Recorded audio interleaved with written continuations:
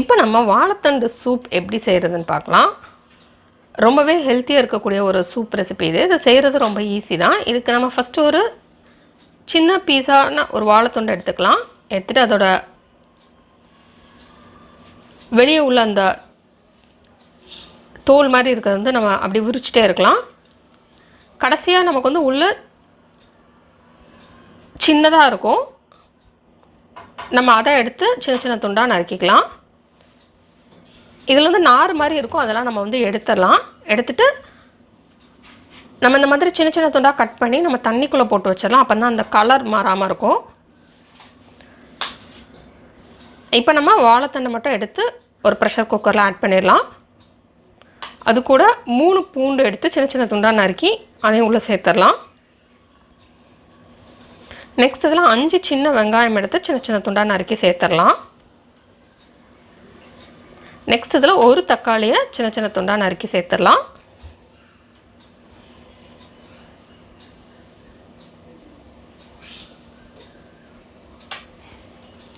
இப்போ இதில் தேவையான அளவு தண்ணி சேர்த்துடலாம்.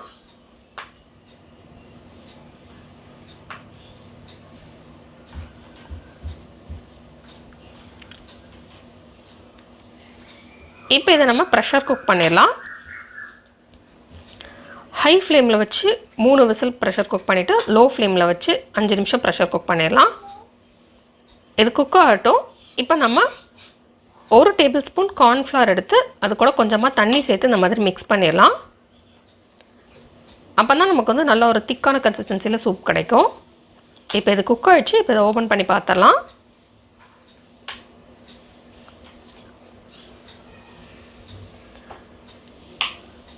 இப்போ எல்லாமே நல்லா குக் ஆயிடுச்சு. இப்போ நம்ம இதை ஃபில்டர் பண்ணிடலாம்.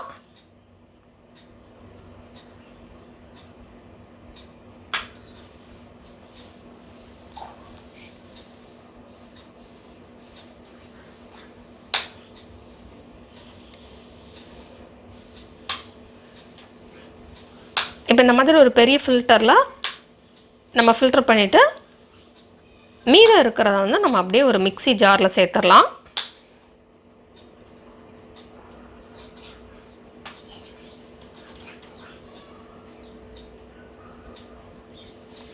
இப்போ இதை நம்ம அரைச்சிடலாம்.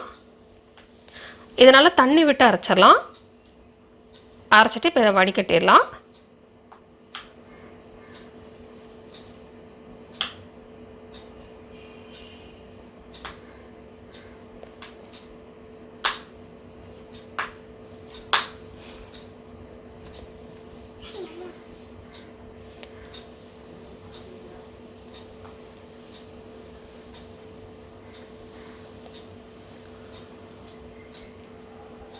இப்போ நம்ம வடிகட்டி எடுத்து வச்சுருக்கோம்ல, அதை வந்து நம்ம கொதிக்க விட்டுலாம்.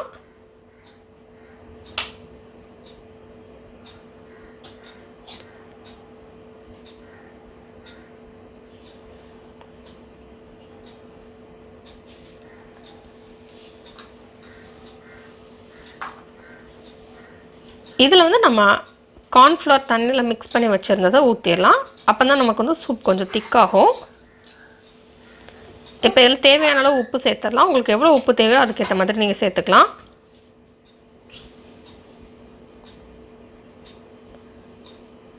இப்போ இந்த கார்ன்ஃப்ளவர் சேர்த்துட்டு இப்போ நம்ம கொதிக்க விட்டலாம். உங்களுக்கு எவ்வளோ திக்காக தேவையோ நீங்கள் அதுக்கேற்ற மாதிரி இதை கொதிக்க விட்டலாம்.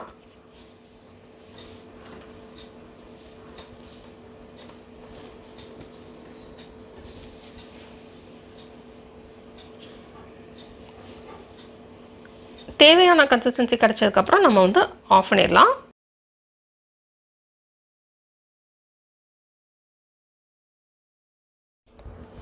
இப்போ இதில் ஃப்ரெஷ்ஷாக நம்ம மிளகுத்தூள் அரைச்சி வச்சதை சேர்த்துக்கலாம். அப்போ தான் அந்த ஃப்ளேவர் நல்லாயிருக்கும். நெக்ஸ்ட் இதில் சின்ன சின்ன துண்டாக நறுக்கி வச்சுருக்கிற மல்லி இலை சேர்த்து மிக்ஸ் பண்ணிடலாம். இப்போ நமக்கு சுவையான வாழைத்தண்டு சூப் ரெடி. இந்த ரெசிபி நீங்கள் வீட்டில் ட்ரை பண்ணி பாருங்கள். இந்த ரெசிபி உங்களுக்கு பிடிச்சிருந்தா லைக் பட்டன் கிளிக் பண்ணுங்கள். உங்கள் ஃப்ரெண்ட்ஸோட இந்த வீடியோ ஷேர் பண்ணுங்கள். மறக்காம இந்த சேனலுக்கு சப்ஸ்கிரைப் பண்ணிட்டு பக்கத்தில் இருக்கிற பெல் ஐக்கானை ப்ரெஸ் பண்ணிக்கோங்க. அப்போ தான் நான் இனிமேல் போடுற வீடியோஸ் எல்லாமே உங்களுக்கு உடனுக்குடன் கிடைக்கும். எதுவுமே மிஸ் பண்ணாமல் இன்ஸ்டண்ட்டாக பார்க்க முடியும். இந்த ரெசிபி ட்ரை பண்ணிட்டு எப்படி வந்திருக்கு அப்படின்றத கீழே உள்ள கமெண்ட்ஸ் பாக்ஸில் மறக்காமல் சொல்லுங்கள். தொடர்ந்து இந்த சேனலோட இணைந்திருங்கள் புதிய புதிய ரெசிபிகளுக்காக.